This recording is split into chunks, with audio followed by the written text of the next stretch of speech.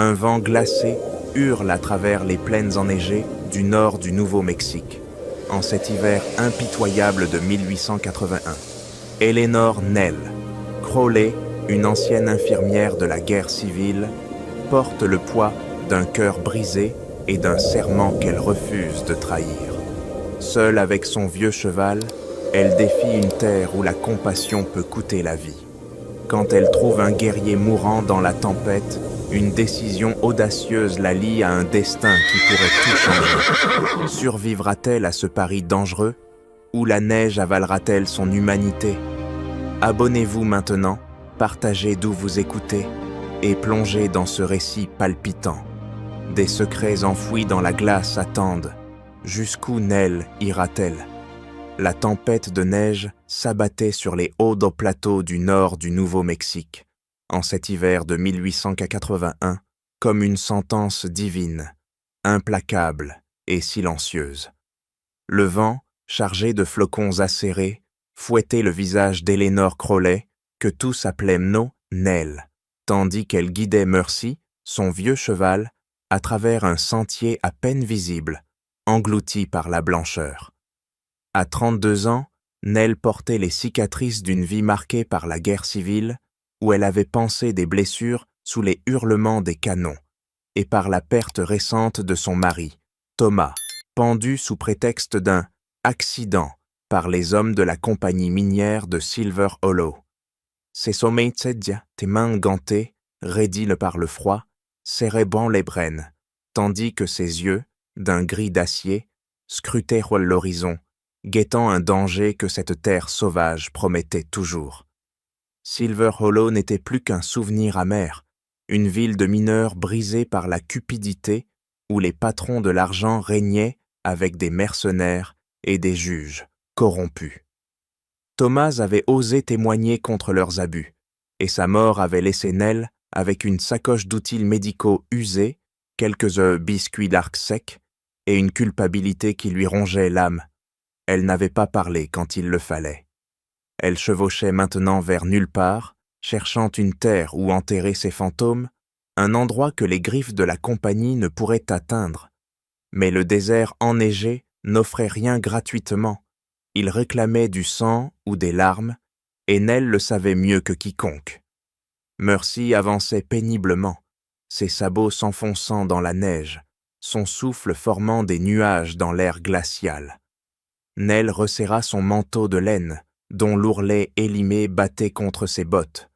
Le plateau s'étendait, vaste et hostile, ses contours effacés par la tempête, les rochers dressés comme des sentinelles muettes.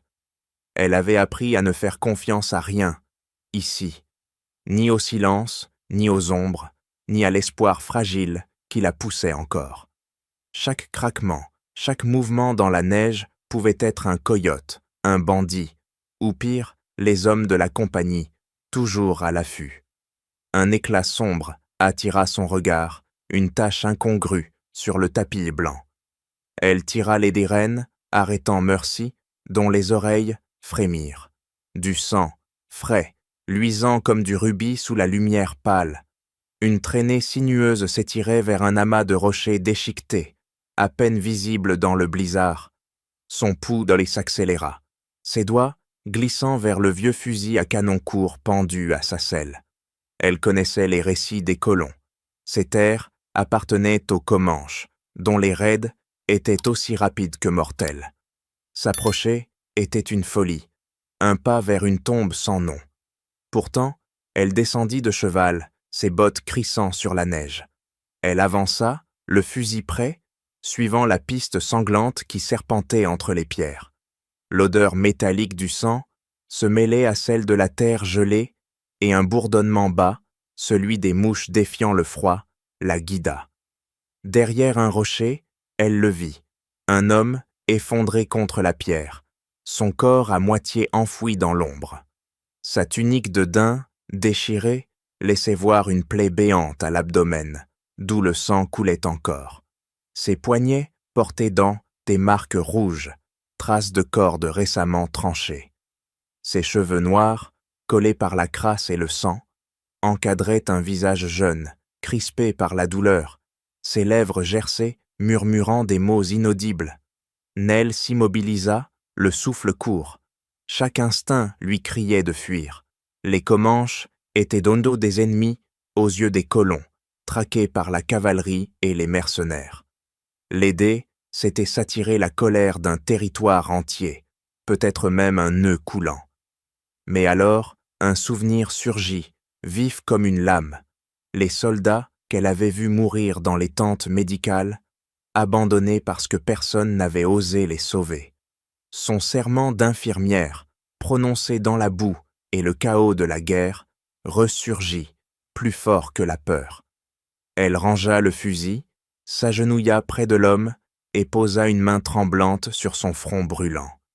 Il ouvrit les yeux d'un noir profond, où la méfiance luttait contre l'épuisement. Il tenta de bouger, mais sa main retomba, trop faible. Nell décrocha sa gourde, versa un filet d'eau sur un chiffon et l'approcha de ses lèvres. « Tiens bon », murmura-t-elle, sa voix presque avalée par le vent. Elle savait que le déplacer serait un combat, que la tempête et la plaie pourraient les tuer tous les deux. Mais elle ne pouvait pas tourner le dos, pas cette fois. Elle attacha Mercy plus près, passa le bras de l'homme sur ses épaules et, avec une force née du désespoir, le hissa sur le cheval.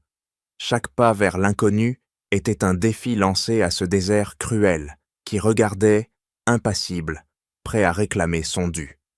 Alors que Nell hissait l'homme blessé sur Mercy, défiant le désert impitoyable, elle ignorait que chaque pas l'entraînait plus loin dans un engrenage de sang et de secrets.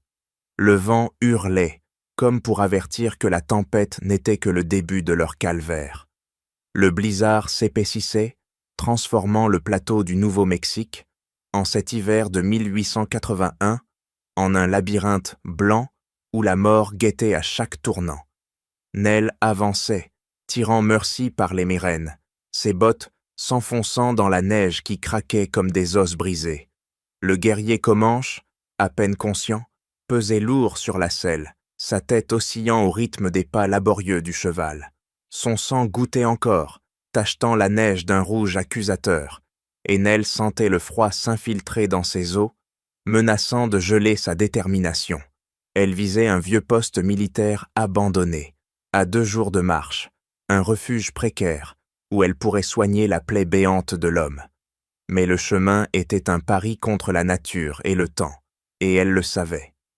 La nuit tombait, brutale, avalant les dernières lueurs du jour.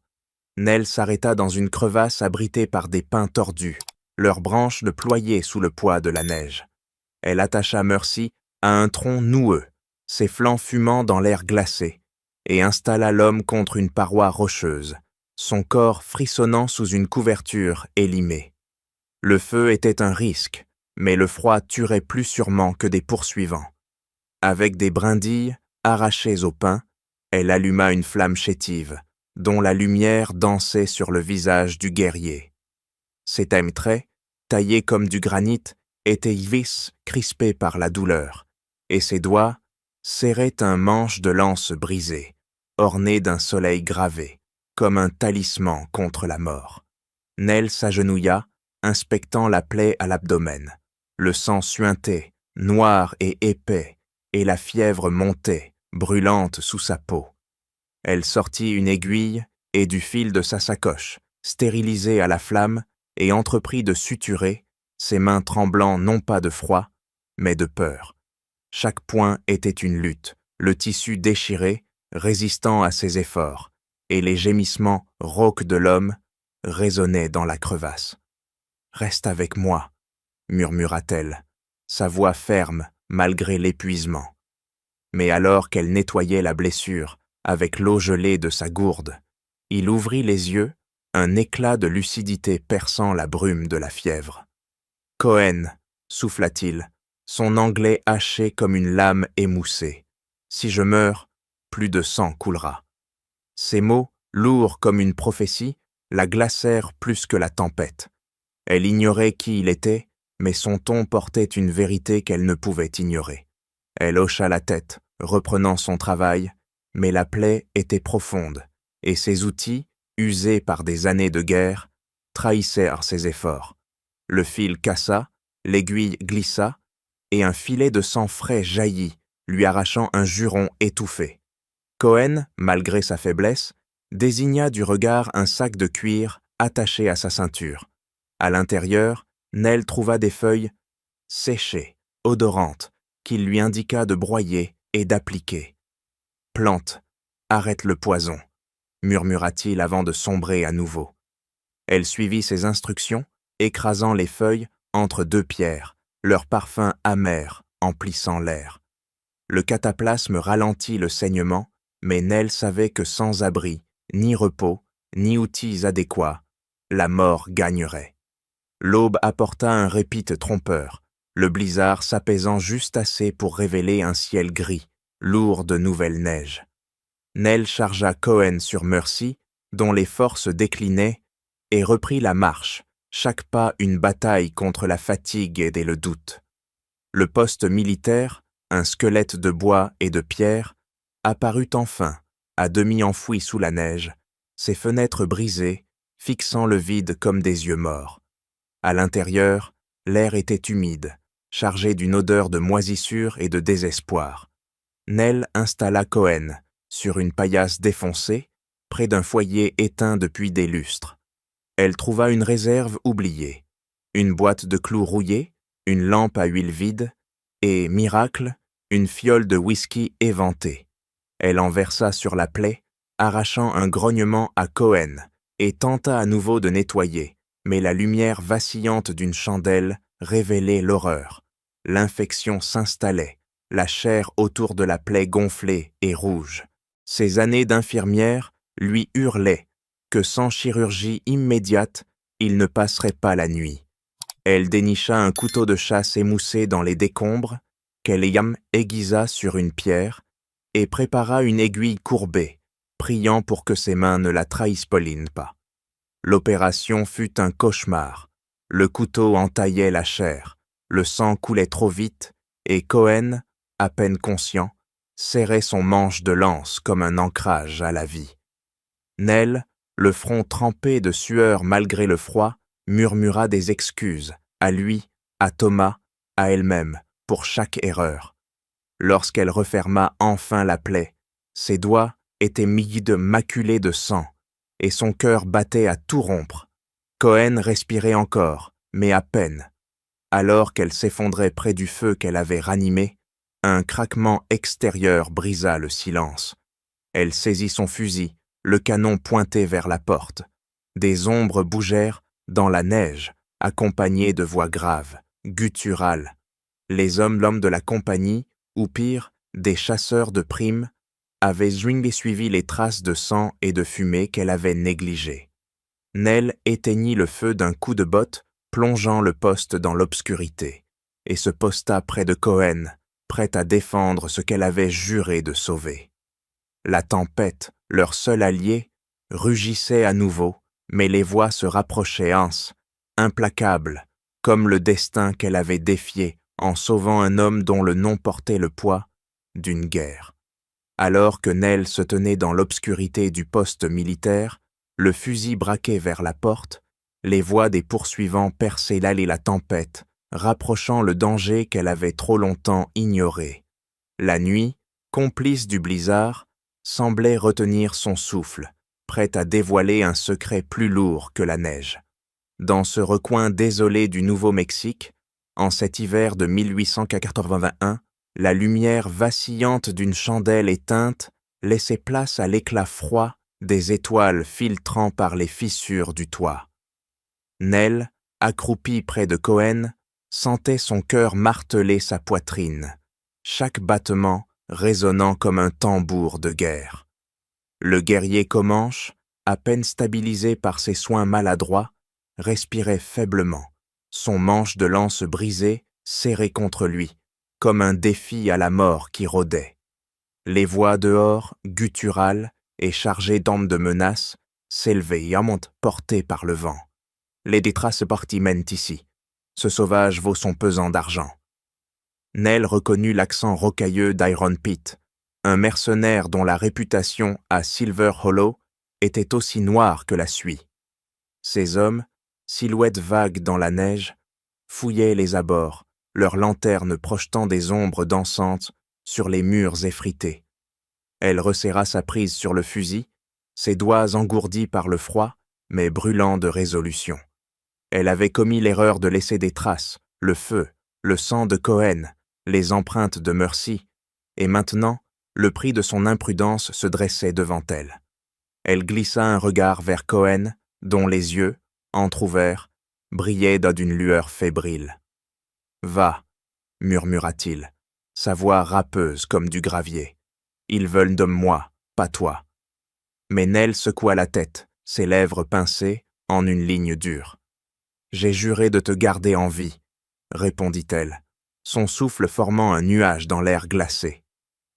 Abandonner maintenant serait trahir tout ce qu'elle avait défendu, tout ce que Thomas avait payé de sa vie.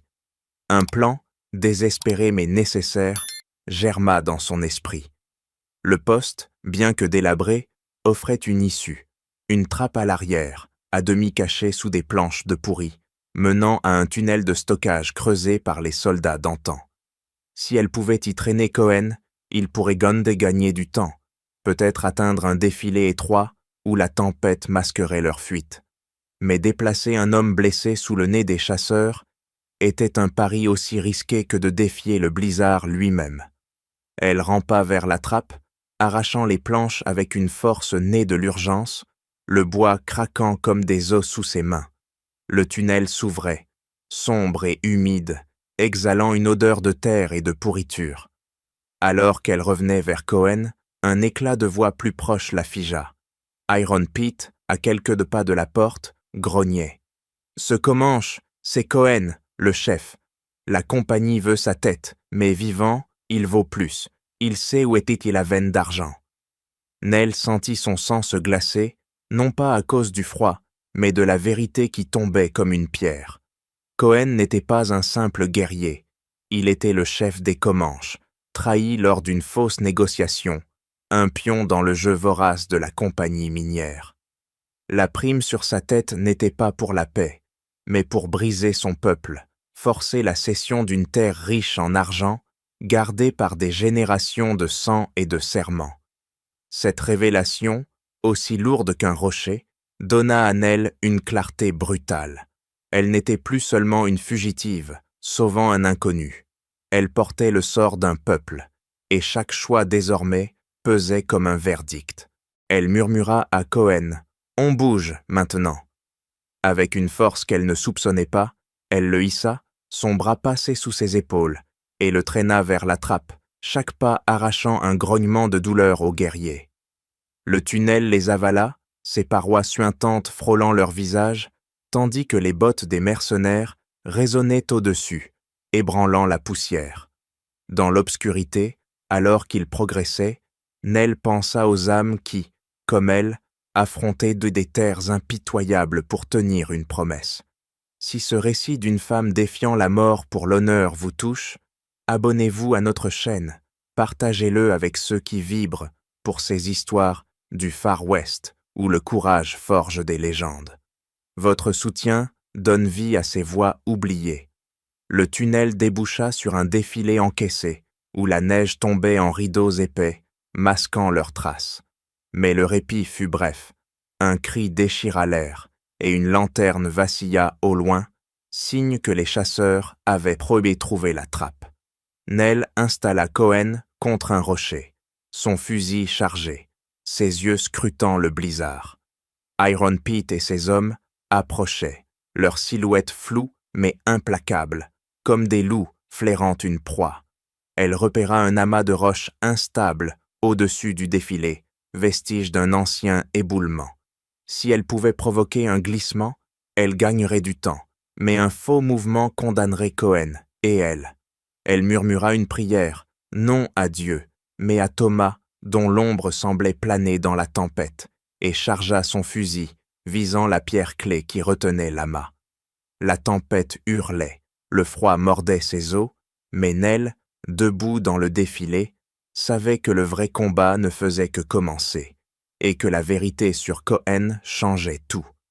Alors que Nell, debout dans le défilé, visait la pierre clé de l'éboulement, le vent portait l'écho des bottes d'Iron Pete, dont la lanterne trouait le blizzard comme un œil malveillant. La tempête, allié précaire, hurlait son défi, mais le destin, tapi dans la neige, attendait son heure pour frapper.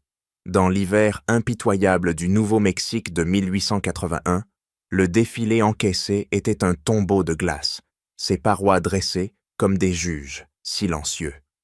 Nell, le fusil calé contre son épaule, sentait le froid mordre ses doigts, mais ses yeux, aiguisés par l'urgence, restaient rivés sur la roche instable. Cohen, adossé à un rocher, respirait par saccades, sa plaie à l'abdomen suintant malgré les sutures. Son regard, fiévreux mais clair, suivait chaque mouvement de Nell comme s'il mesurait le poids de son choix. Les mercenaires, menés par Iron Pete, avançaient, leur voix rauque perçant la tempête. La femme est avec lui, 40$ pour le chef, 10 pour sa peau, à elle. Chaque mot était un clou enfoncé dans la détermination de Nell, qui savait qu'un tir raté les condamnerait tous les deux. Elle exhala, son souffle se mêlant à la neige, et pressa la détente. Le coup claqua, résonnant dans le défilé, et la balle frappa la pierre clé, qui céda dans un grondement sourd. L'éboulement déferla, un torrent de roches et de neige qui engloutit le sentier derrière eux, avalant les cris des mercenaires dans un chaos blanc. Mais la montagne, trahie, ne s'arrêta pas là. Une seconde vague, imprévue, rugit plus bas, où Nell n'avait pas vu un campement de nomades, des familles de trappeurs fuyant le froid, invisibles dans la tempête. Leurs hurlements, étouffés par l'avalanche, transpercèrent Nell comme une lame, et elle s'effondra à genoux, le fusil tombant dans la neige. Le silence qui suivit était plus lourd que la tempête. Nell, le visage maculé de givre et de larmes gelées, rampa vers Cohen, dont le souffle était un fil fragile. « Je ne voulais pas, » murmura-t-elle, sa voix brisée par le poids de l'horreur. Elle avait voulu sauver une vie, mais la montagne, indifférente, avait réclamé un tribut plus cruel. Cohen, malgré sa douleur, posa une main sur son bras, ses doigts faibles mais fermes. « Tu as choisi la vie, » dit-il, son anglais haché, chargé d'une vérité brute. La mort, elle choisit seule. Ces mots, loin de l'absoudre, gravèrent une cicatrice dans l'âme de Nell, plus profonde que celle laissée par la perte de Thomas. Elle se releva, tirant Mercy par les bérènes, et aida Cohen à se hisser sur la selle, chaque mouvement arrachant un grognement aux guerriers. Le défilé, désormais scellé par l'éboulement, les forçait à contourner la crête, un chemin traître où la neige masquait des crevasses prêtes à engloutir un faux pas.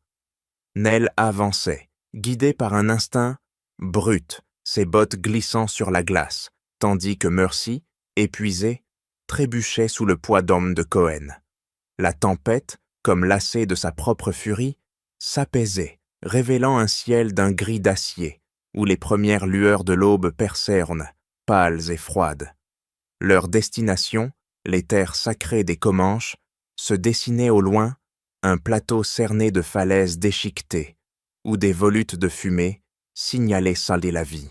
Mais chaque pas rapprochait Nell d'un autre combat. Elle, une étrangère, une pochée blanche, serait-elle accueillie ou abattue?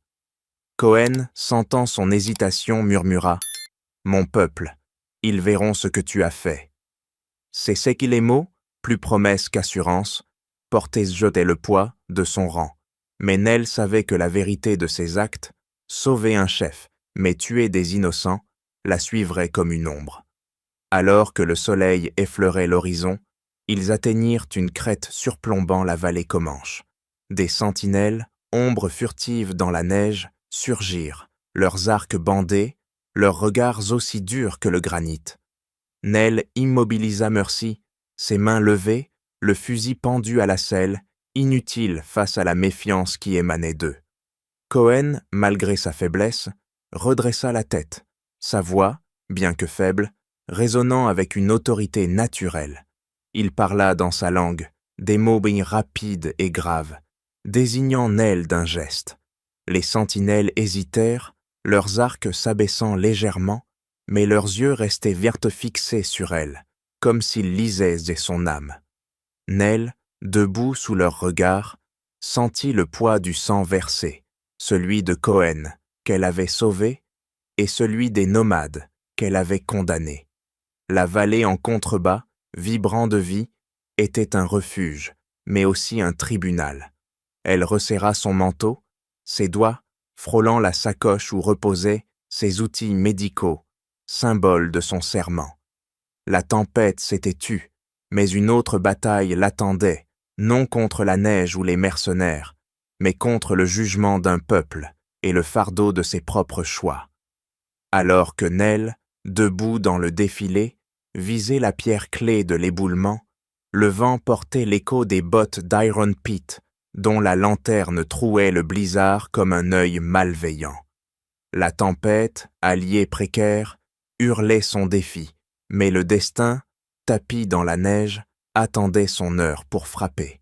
Dans l'hiver impitoyable du Nouveau-Mexique de 1881, le défilé encaissé était un tombeau de glace, ses parois dressées comme des juges, silencieux. Nell, le fusil calé contre son épaule, sentait le froid mordre ses doigts, mais ses yeux, aiguisés par l'urgence, restaient rivés sur la roche instable.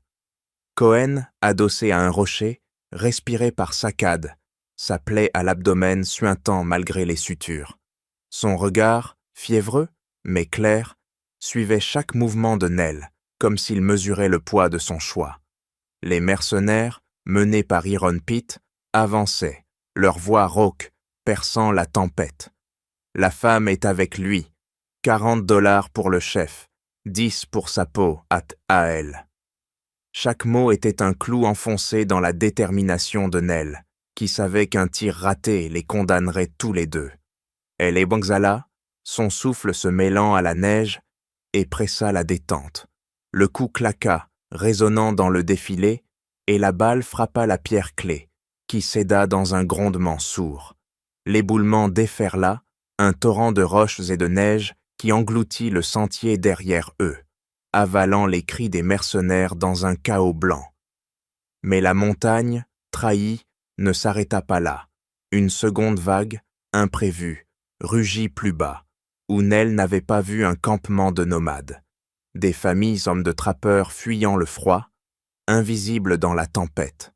Leurs hurlements, étouffés par l'avalanche, transpercèrent Nell comme une lame, et elle s'effondra à genoux, le fusil tombant dans la neige. Le silence qui suivit était plus lourd que la tempête.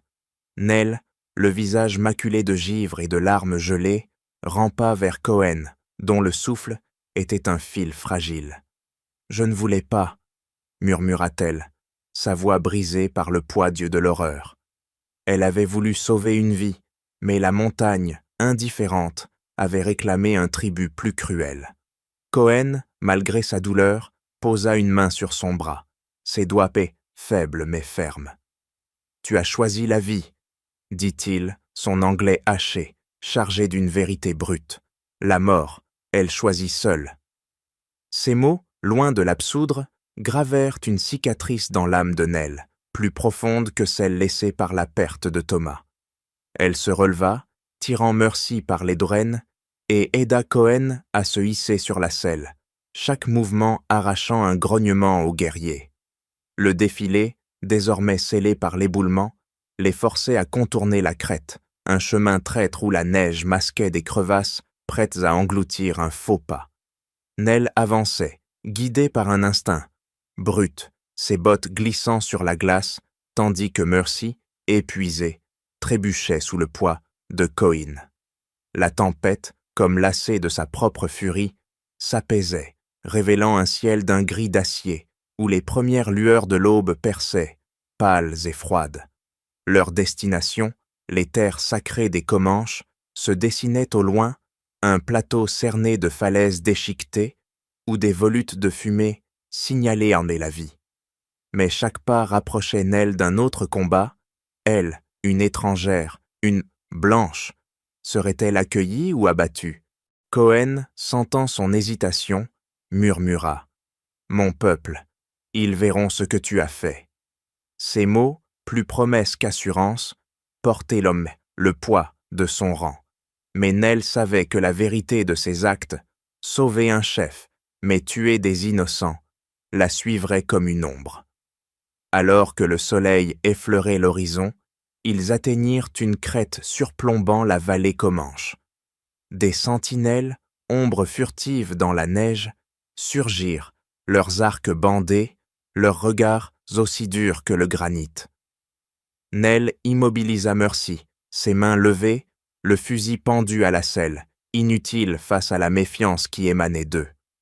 Cohen, malgré sa faiblesse, redressa la tête, sa voix, bien que faible, résonnant avec une autorité naturelle.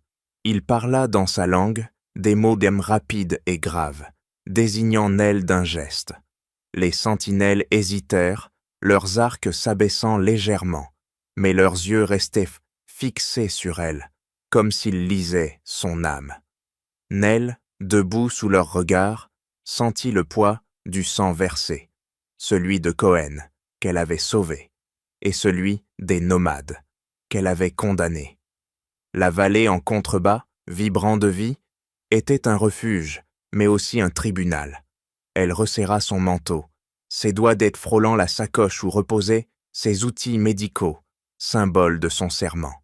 La tempête s'était tue, mais une autre bataille l'attendait, non contre la neige ou les mercenaires, mais contre le jugement d'un peuple et le fardeau de ses propres choix. L'hiver du Nouveau-Mexique a forgé l'histoire d'Eleanor Nell Crowley, une femme dont le courage et les sacrifices résonnent au-delà des neiges. Qu'a éveillé en vous ce périple où l'humanité triomphe dans un monde sans pitié? Partagez vos pensées ci-dessous. Dites-nous ce qui vous a le plus marqué dans la lutte de Nell pour rester fidèle à son serment. Nous sommes profondément reconnaissants pour votre temps et votre passion pour ces récits du Far West. Restez avec nous pour d'autres histoires qui capturent comme l'âme indomptable de ces terres sauvages. À bientôt et que l'esprit de ces héros continue de vous inspirer.